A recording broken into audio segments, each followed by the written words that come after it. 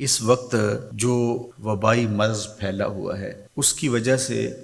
پوری دنیا متاثر ہے۔ غریب ممالک کے باسی لاک ڈاؤن کی وجہ سے دوہری مصیبت میں مبتلا ہیں، اس لیے کہ جو روز کماتے تھے اور روز اپنے بچوں کا پیٹ پالتے تھے، تو جب وہ ذرائع رزق بند ہوئے تو ان پر یہ مصیبت بھی آن پڑی۔ ہمارے مالک نے ہمیں حکم دیتے ہوئے ارشاد فرمایا وَفِي أَمْوَالِهِمْ حَقٌّ لِلسَّائِلِ وَالْمَحْرُومِ،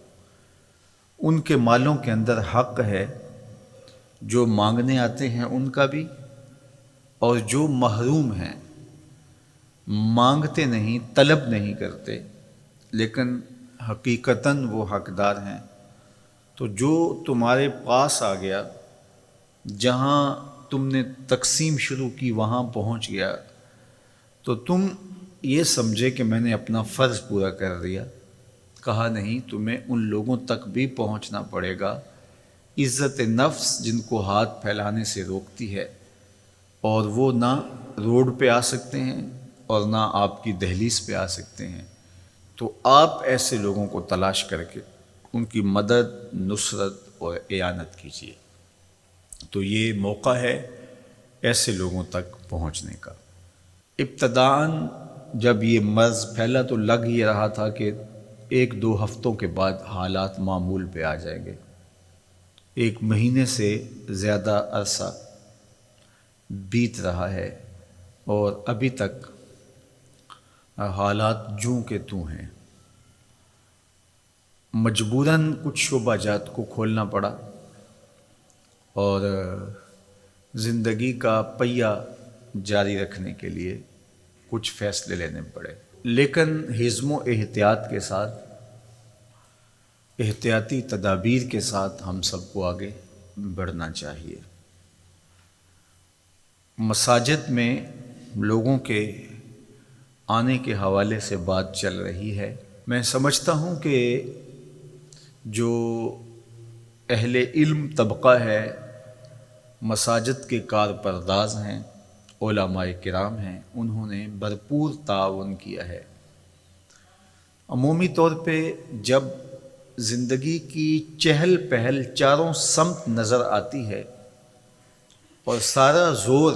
مسجد پہ ہی ہوتا ہے کہ یہاں اگر 5 بندے جمع ہو گئے تو کوئی حادثہ ہو جائے گا، جبکہ مسجد کے ساتھ ایک بینک پر لمبی قطاریں لگی ہوئی ہیں اور دوسری جانب لنگر بانٹا جا رہا ہے اور وہاں 1000 آدمی جمع ہے، حکومتی امداد تقسیم کی جا رہی ہے تو وہاں ہزاروں لوگ جمع ہیں۔ ان سب کے بیچوں بیچ ایک مسجد پڑتی ہے، تو سارا زور جب اس پہ ہوتا ہے کہ یہاں اگر لوگ پہنچے تو بہت زیادہ خطرہ ہے، تو پھر لامحالہ طور پہ جذبات برانگیختہ ہوتے ہیں۔ اس لیے حکمت کے ساتھ، دانائی کے ساتھ حکومت کے کارپردازوں کو یہ مسئلہ حل کرنا چاہیے، اور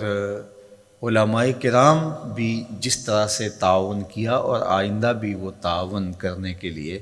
تیار ہیں، لیکن تعصب کے ساتھ، ضد اور ہٹ درمی کے ساتھ فیصلے نہیں ہوتے،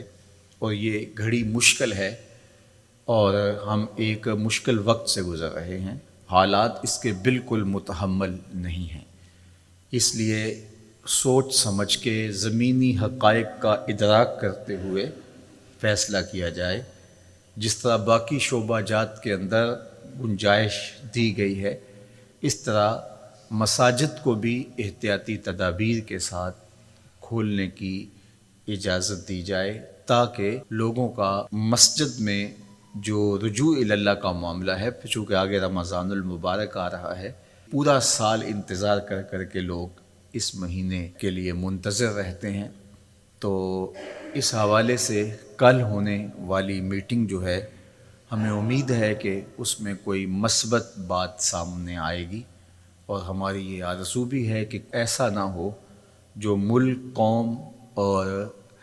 دین کے خلاف ہو۔ تو اللہ تعالیٰ اس مشکل وقت میں ہمیں اتحاد، یکجہتی، دانشمندی، سمجھداری کی توفیق عطا فرمائے۔ اور اللہ کے پاکیزہ گھر آباد رہیں، نمازیوں کے ساتھ، سجدوں کے ساتھ، دعاؤں کے ساتھ، تلاوت کلام مجید کے ساتھ، اور اپنی